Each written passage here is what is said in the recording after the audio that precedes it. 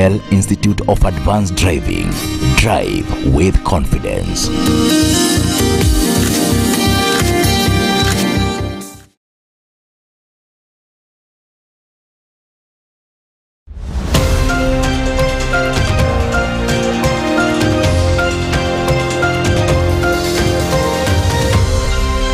This is Mwangaza Prime News with Daisy Paul.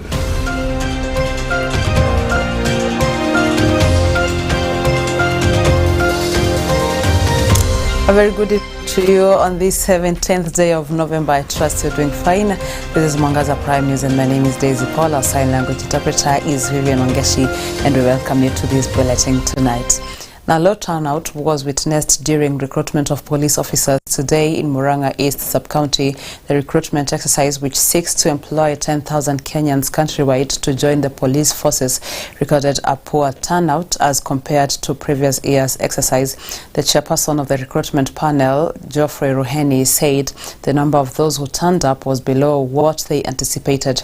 Ruheni said, considering the exercise was being held in Murang'a town, they expected a larger turnout of over 1,000 and above.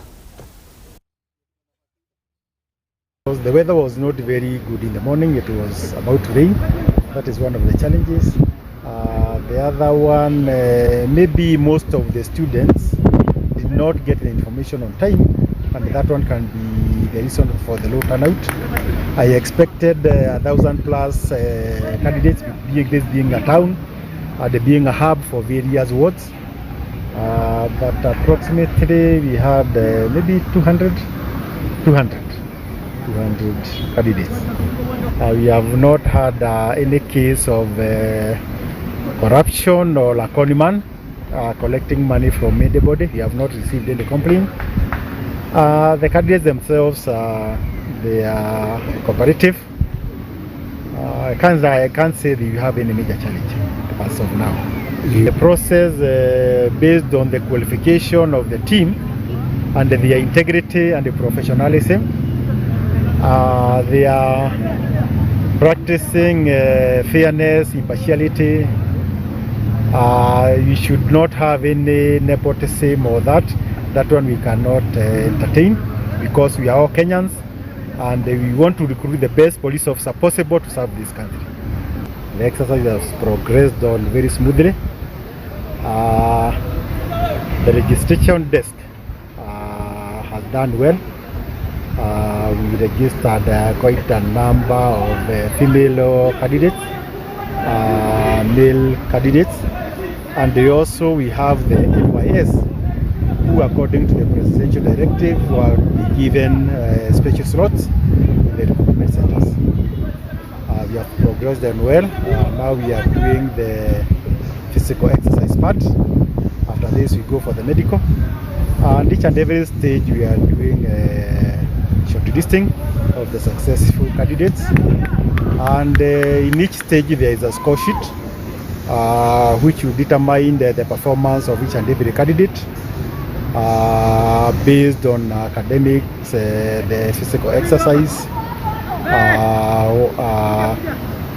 the gender, and also whether you have discharged from the NYS. The minimum qualification for this exercise is D+, and you should have a D+ in both English or Kiswahili. That is the minimum qualification academically. The height is 5 feet 8 inches for men and 5 feet 3 inches for females.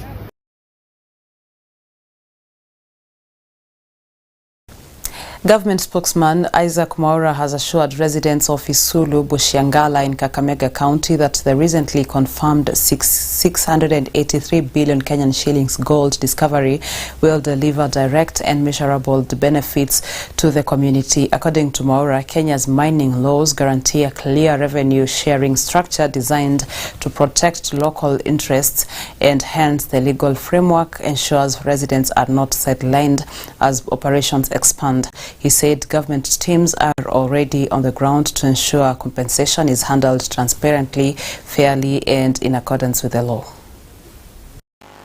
Tunasema kwamba katika mchakato huu wote wa dhahabu ambao umeweza kugunduliwa hapa Ikolomani, ambao una rasilimali kubwa na utajiri mkubwa wa shilingi bilioni 600, zaidi ya shilingi bilioni 700, kwamba tuna mgao wa fedha kulingana na ile formula ambayo imewekwa katika sheria ya madini. 70% itakwenda katika serikali ya kitaifa, 20% katika serikali gatuzi la Kakamega, na 10% katika miradi ya kijamii. Lakini zaidi ya hapo kuna 1% ya mauzo yote ambayo itaelekezwa kwenye wanakijiji hapa, wanachama 14 wakishirikiana na kampuni, lakini wakiweza kupigwa msasa vizuri na kuangaliwa vizuri na serikali, waangalie ni barabara zipi watatengeneza, ni mashule yapi na kadhalika. Kwa hivyo hapa hakuna bugdha, hakuna mtu yoyote ambaye hatalipwa fidia. Tayari kuna kamati na mikakati ambayo itakuwa ikifanyika hivyo, lakini manufaa haya yatawafaidi wote, hata kuweza kuimarisha sarafu, dhamani ya sarafu yetu, kwa sababu itakuwa ni nguzo kubwa katika kujaribu kuangalia dhamani ya utajiri wote wa nchi kama ilivyo imekuwa kwa muda mrefu.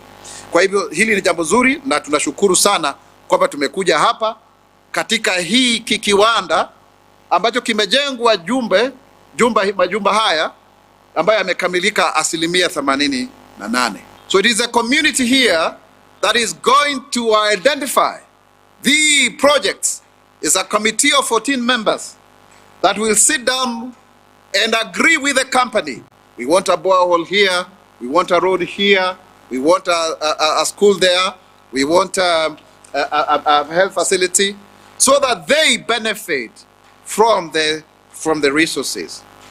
And in the whole issue of compensation, there is already a team that is being put in place as we speak. I've just spoken to the PS for mining, PS Harry Kimtai. So people need not to worry. The government is on top of this, and nobody shall be dispossessed. Nobody shall lose their property. They shall be adequately compensated as per what shall be agreed upon by the team that the Ministry of Mining, under the State Department for Mining, is doing. Young leaders and scholars from Trans Nzoia County have asked the government to help residents of Chesongoch in Elgeyo Marakwet by rescuing the bodies of 10 people who have not yet been found after the landslides that caused havoc in the area. The leaders, including John Njuguna, Engineer Kibiwot, visited the area where the residents are increasingly facing several challenges, among them lack of shelter and food, with many being forced to live in the forests.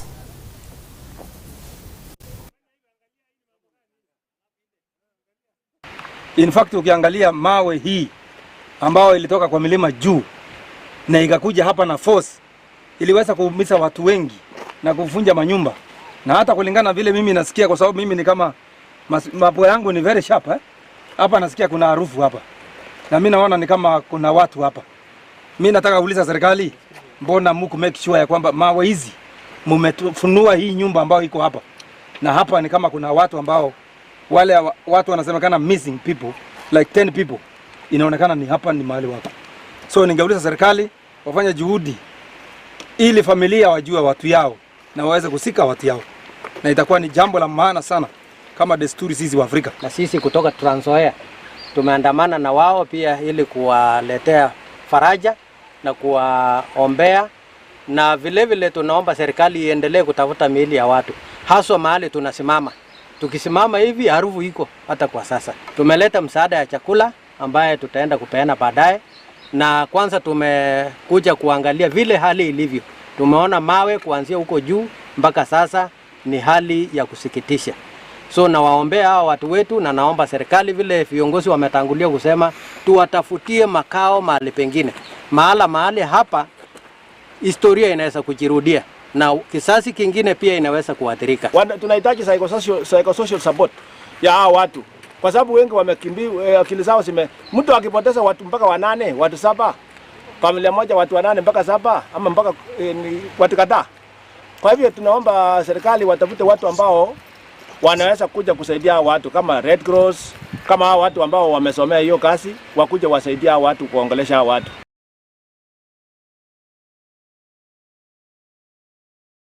Maize seed production in the country has increased significantly from 18 million kilograms in 2023 to 45 million kilograms in 2025.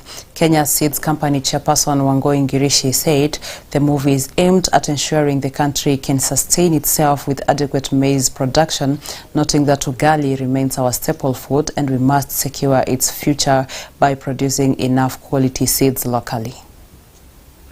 Maize ambayo we are going to be launching in Kirinyaga, ambayo itakuwa very good for our Kirinyaga people, very good for Nyeri people, very good for Muranga people, ambayo inaitwa H533, ambayo is tolerant to a lot of diseases. So hiyo tuki launch, watu wetu na waomba mjue hiyo ililaunchiwa na imetengenezwa wakati nimekuwa pale, sababu I'm still thinking about it. Sawa sawa.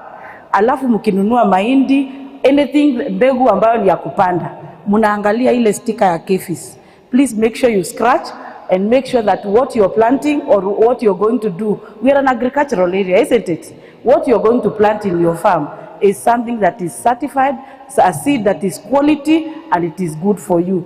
Hiyo kazi nimejua wakati nimeenda pale, na ninawaomba you continue supporting each other and continue learning more about farming, because farming is the next big thing in this country. Average age of a farmer was about 64 years. Right now it's about 57 years. Tafadhali wana youth, just know white collar jobs atakama zinaisha. Please, farming is the next big thing. Ingieni katika mashamba. I'm sure wazazi wenyu will be kind enough to lend you a place, tuendelee na kufanya farming. Sawa sawa.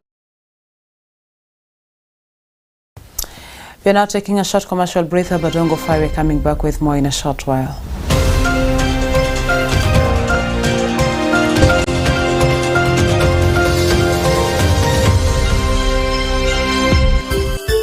Unatazama Mwangaza TV, tumaini lako.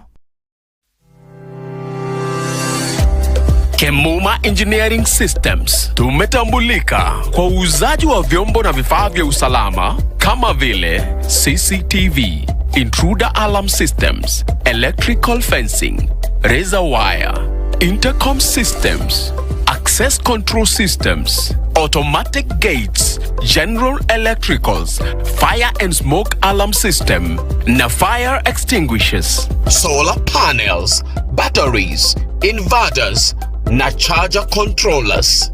Tutembelee leo. Duka zetu ziko Nairobi, junction ya Kamae Road na Gaberon Road.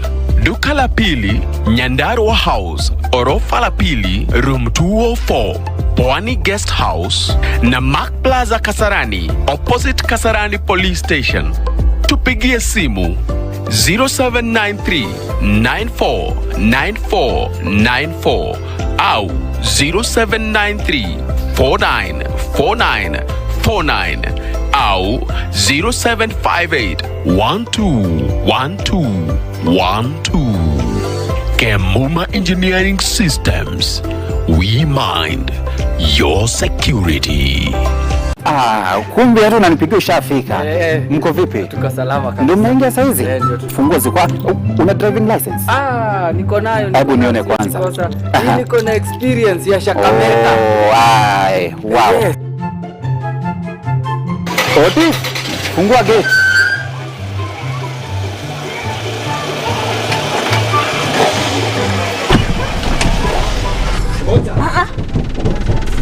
Shuka kwanza. Leta funguo. Kwani kuuliza ulisoma wapi kuendesha gari? Umeniambia unajua kuendesha gari, aibu angalia vile ambavyo unatarisha maisha ya watumizi wengine wa barabara. Kwani wewe? Na uliniambia unajua kuendesha gari. Wewe na Shakameta mko hivi. Nini imefanyika? Hebu ingia, nataka nikupeleke Jewel Institute of Advanced Driving School. Utende ufanye refresh. Kusema kwamba ujikumbushe. Hebu ingia hapo hivyo twende. Excellence and quality driving school instructions is what Jewel Driving School offers. It gives you an experience like no other, accredited by NTSA. A driver's safety comes along with careful driving, bearing in mind other road users and pedestrians included. We offer theoretical driving classes, executive classes and refresher courses. We offer training on both manual and auto transmission vehicles, and our training are based on the new NTSA curriculum. We are located 5th floor, Jewel Complex, Ruesambu, next to TRM Thika Road. Come join us and experience a driver's confidence. Jewel Driving School. Drive with confidence.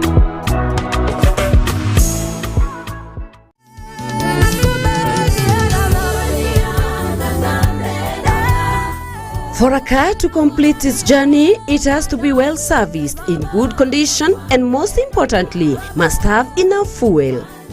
The same way our spiritual journey, our soul's spirit, must be in line with God's word. We refuel our lives through the scriptures to enable us to continue with the journey of faith.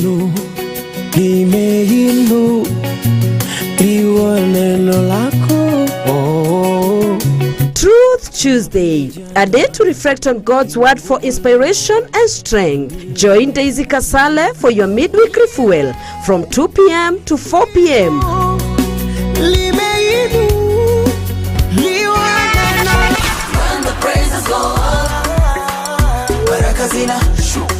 When praises go up, God's presence comes down, for God dwells in the praises of his people. As we hype our lives with God's presence, it's time to join Daisy Kasale with hymns and songs of praise on Hype Wednesday.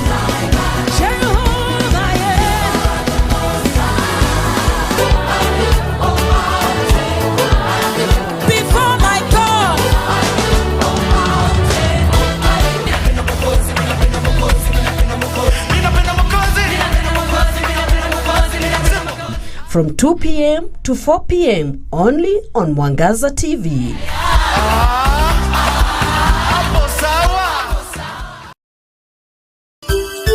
Unatazama Mwangaza TV, tumaini lako.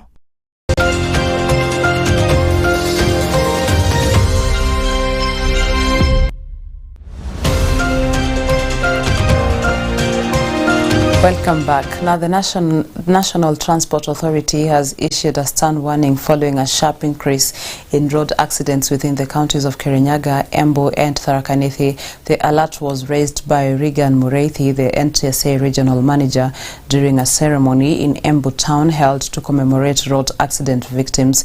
Mureithi revealed that a staggering 229 people have lost their lives in road accidents across the three counties between January and October of this year.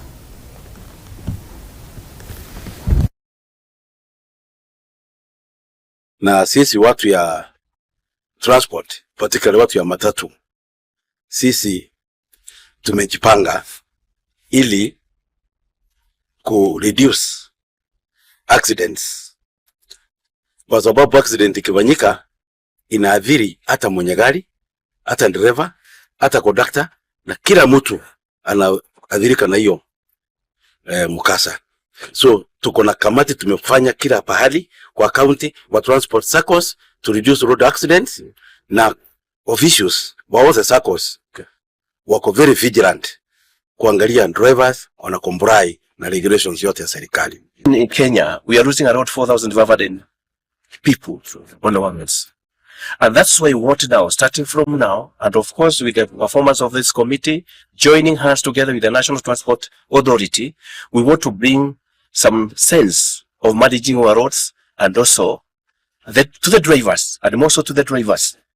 Because the other day you find, after every week, we are getting cases of accidents happening. So this time, we want to team up together and ensure our roads are safe. If anything, there are those, especially the vulnerable road users, we must take care of that.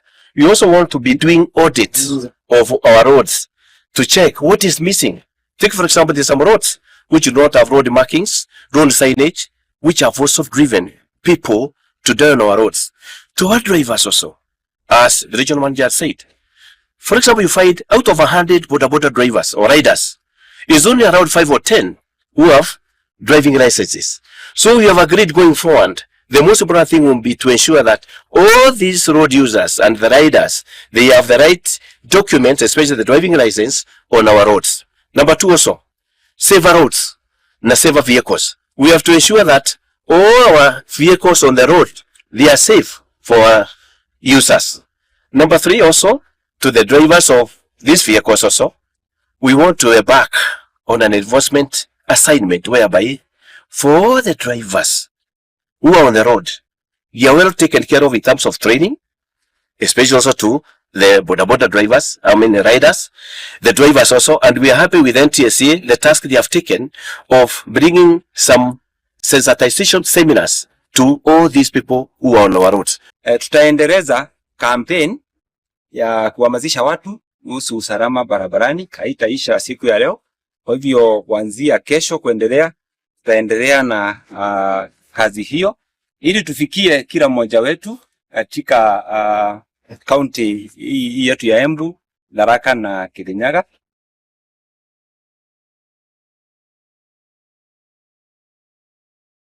$4,200 people have perished in road carnage countrywide, with Kakamega County leading in fatalities in Western Kenya region with a total of 88, followed by Bungoma with 66, and Vihiga having the least. Speaking in Kakamega during a road safety awareness campaign to remember road crash victims, NTSA Deputy Director Shem Shalaha revealed that 80% of car crash victims are male, with boda riders contributing to most deaths. The National Transport and Safety Authority has now rolled out measures to curb further loss of lives, especially during the festive season.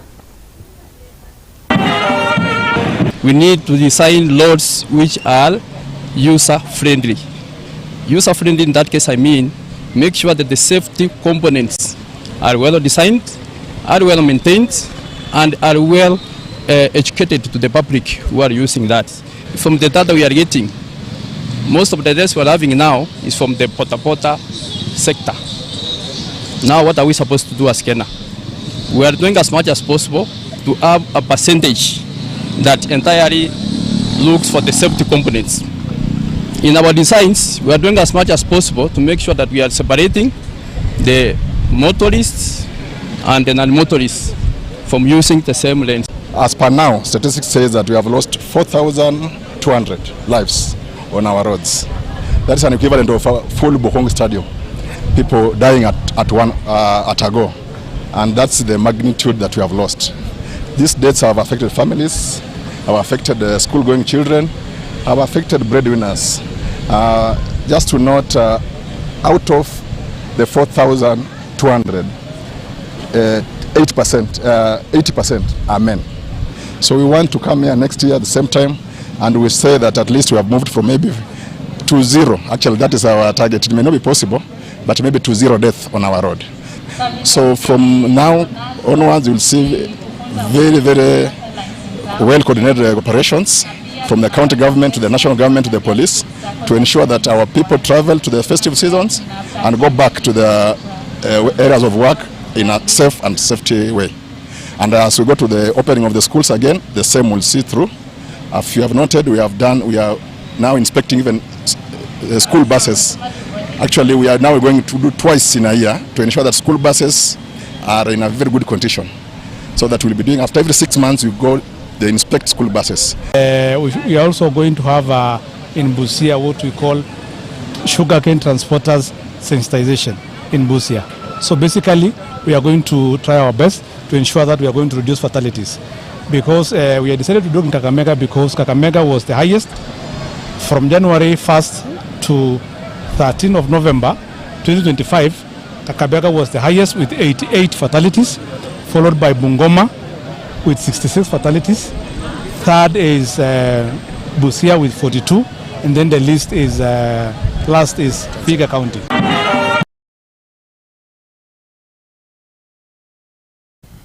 With that, we call it a day right here on Mwangaza Prime News. Many thanks for staying with us, and thank you to everyone who has made this a success. My name is Daisy Paul, Vivian Wangeshi for sign language interpretation. On behalf of the entire team, we wish you good night.